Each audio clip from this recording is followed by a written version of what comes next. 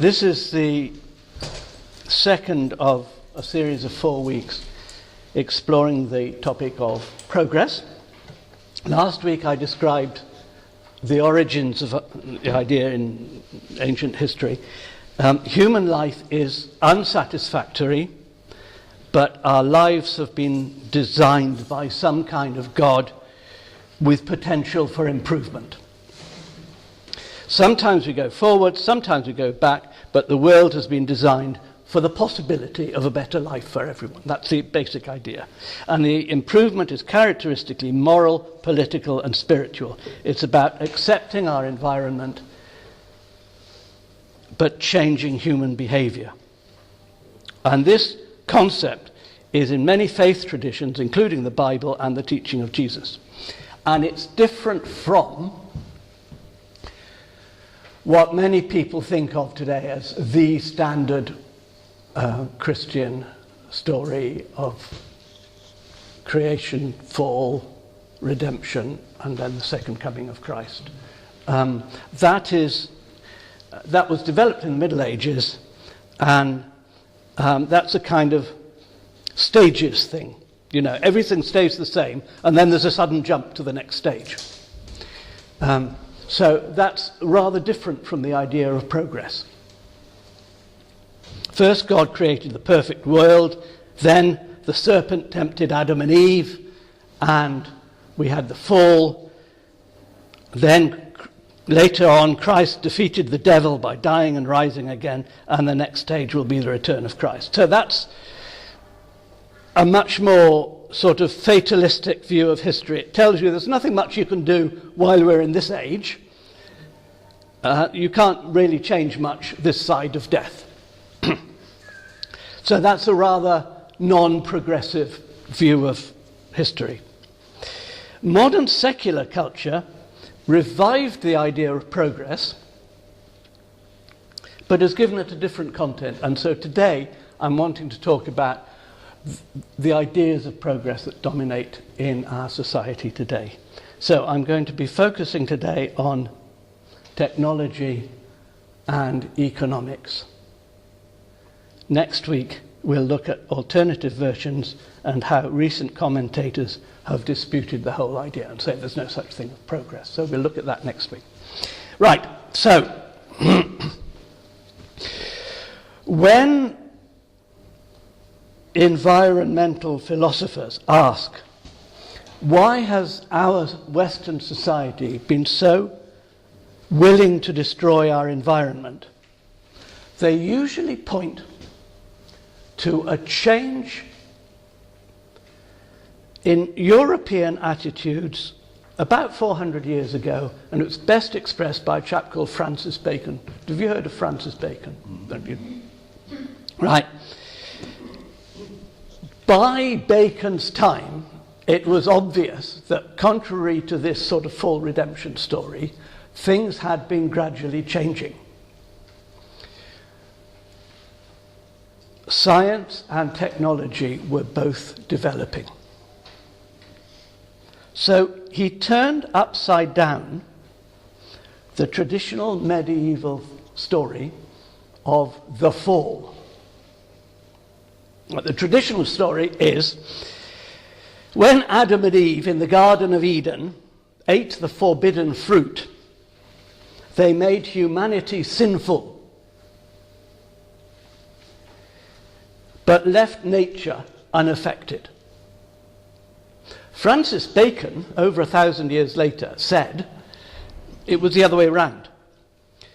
The fall spoilt nature, but humanity still had the power to recreate the original perfection as God had first made it by means of science and technology. So what we need is lots of science and technology. Later on, the idea was secularized. Right, so if that was the original idea, God's original perfection, we're going to get back to that. Later on, when you take God out of it, it's no longer anything to do with God. There never was an original Adam and Eve. There never was an original perfection, so this changes the story. As long as you believe it's a matter of putting right what went wrong, the job's got an end to it. Finished. One day. But when there is no original perfection to get back to, then it's just on and on and on. And really that's what we've got now. Science and technology giving us progress forever. Right, we don't think in terms of an end point. So, for example, Dave has been up to the anti-fracking protest. Has anybody else been up? No? Right. Do you all know about it? Yeah. Right, good. This is new technology to give us new energy, another form of electricity, and it does various forms of damage. It adds to climate change, and what's the word? What does it do to the water? Yeah. Contaminates the water. Yeah. That's an example of, here we've got progress by new technology, but there's always the question, well, actually, should we be doing it? And when we've done all the fracking, when we've got all the shale gas out, what are we going to do then? Are we going to still need more and more electricity? You can carry on. But fracking's just an example. In the name of progress, we artificialize our lifestyles more and more. We are constantly excited by the latest inventions while destroying wildlife incomparably more intricate and essential. So, sun and rain, photosynthesis, pollination, these are accidental products of unthinking, impersonal laws of nature. But the latest mobile phone is a triumph of technology, and we spend billions advertising it. And we also know that this wonderful latest mobile phone is going to be out of date in 6 months, and by this time next year there'll be an even better model. So there must be something wrong with this one, actually, but that's the way we are. Technology. A process of constantly artificializing our lives, because the world is, our lives are not designed, they're just the result of impersonal processes, so we should be able to do better. That's the logic of it. Economic growth is the other big one. The idea of it began later in the 18th century. Until then, economics was a branch of ethics. It was about what people morally ought to do with their money, and the Catholic Church laid down rules about how much you're allowed to earn and how much you ought to pay your employees, this sort of thing. Well, what happened in the 18th century is that intellectuals began to believe that just as science works by working out the laws of nature so you can predict what's going to happen next and then you manipulate it, if there are also laws of human nature so that people can study the laws of human nature and predict what you are going to do next, it should be possible to be able to plan a new and better society, manipulating us so that we all do what's best for us all. And economic growth was one of the first elements of this idea.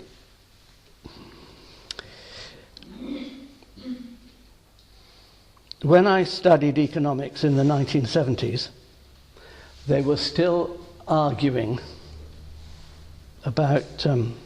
I just draw your attention. There's something in the... this is worth reading, actually. In your handout, under the heading Economics, this is John Maynard Keynes in 1930. He was a major economist, really important figure in establishing the welfare state after the Second World War. And this is him in 1930, height of the Depression. When the accumulation of wealth is no longer of high social importance, there will be great changes in the code of morals. We shall be able to rid ourselves of many of the pseudo-moral principles which have hag-ridden us for 200 years, by which we have exalted some of the most distasteful of human qualities into the position of the highest virtues. We shall be able to afford to dare to assess the money motive at its true value. The love of money as a possession, as distinguished from the love of money as a means to the enjoyments and realities of life, will be recognized for what it is, a somewhat disgusting morbidity. One of those semi-criminal, semi-pathological propensities which one hands over with a shudder to the specialists in mental disease. That's what he thought of it. But then he continues, you see, and this is really, this has set the tone for up till now. But beware, the time for all this is not yet. For at least another 100 years, we'll be coming up to it soon, in 1930. For at least another 100 years, we must pretend to ourselves and to everyone that fair is foul and foul is fair. For foul is useful and fair is not. Avarice and usury and precaution must be our gods for a little longer still. For only they can lead us out of the tunnel of economic necessity into daylight. Well, that's what he wrote in 1913. And you can see the problem, can't you? And we're still with it. When I studied economics in the 1970s, they were still arguing about it. They agreed that a lot of people were very poor and needed help, but if you take from the rich to give to the poor, the rich will object and the rich are powerful. So, instead, what you do is you make the whole country richer and then you give the extra to the poor, and that helps them without taking from the rich. That was the logic. More recently, and especially since the financial crash of 2008, this theory has been turned upside down. Instead of creating economic growth in order to help the poor, governments are taking from the poor, making the poor poorer, in order to help economic growth.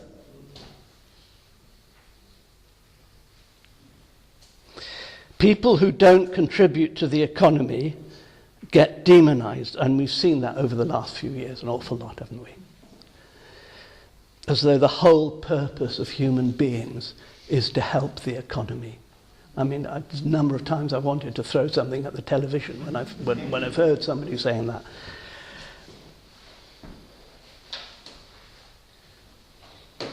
So why do we need to keep increasing the size of the economy? From the 1940s to the 1970s, we had, in this country and in a lot of countries post-war, we had more of a command economy, that the governments decide what needs to be produced and they employ people to produce it. Since the 1970s, this has been replaced by market systems. The theory is that individuals should be left free to decide for themselves what they want. And that's logical if you believe there are no moral authorities higher than the individual human mind. If, there's no God who designed us, if we are just what we are as a result of automatic process, it's what the individual wants that is the highest priority. So governments leave it to commercial companies to provide whatever people are willing to pay for. And one effect is that whenever the economy isn't growing, somebody gets put out of work. Unemployment grows. And the free market theory is that governments ought not to intervene to help them to find jobs. So, once again, economic theory, economic growth first seemed a means to helping people in need, but now has become the thing that needs to be cultivated, whatever the human cost. So that's been a major change. Right, summary, and then you can tell me what the right answers are. These cults of technology and economics are, of course, hotly debated now, and there are different theories about how they contribute to progress, but I'm just going to summarize how they contrast with that early Christian idea I described last week, where it was a sort of God-based design, Right. First, three things. First, the changed content. The earlier version was moral, political, and spiritual, based on the idea that God has given us a good will to live in and has designed us to live at our best in particular ways. Progress is about changing human behavior to bring it into line with what is really our best interest. So progress is moral, political, and spiritual. When we treat new technologies and economic growth as ends in themselves, we do the opposite. Instead of valuing the environment and changing human behavior, we start with what people want as an absolute given, and we look for ways to get it by changing the environment. And the fracking thing is an obvious instance. Right, second point. The technology and economics have become never-ending imperatives. Whenever we're not producing something new, whenever the economy isn't growing, it gets treated as a crisis. So we carry on struggling to get more and more without limit, even when we know it's doing more harm than good. And the third thing is, these kinds of progress, technology and economics, give us a negative attitude to our environment. When we take it for granted that what we want is the best judge of what we should have, it's clear that the world around us doesn't provide. So we think we have to constantly invent more, produce more, and consume more. When we thought of the world as God's gift to us, the natural environment was our guide, showing us how God calls us to live and to make progress. The natural environment has now become the enemy, the very thing that we have to overcome as we progress towards, we're not sure what really, humanity against the environment. Now, I'd like to ask you something. You'll all have some kind of response. The first time I heard anybody say you can't stop progress must have been about 50 years ago, and it was said with enthusiasm. Now when I hear it said, it's a lament.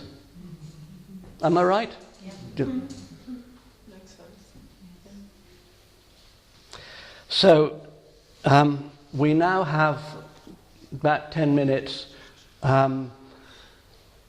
We can discuss that. So if you'd like to move your chairs around and make small groups. I put on the back of this some questions you might like to ask, but you might want to say something completely different.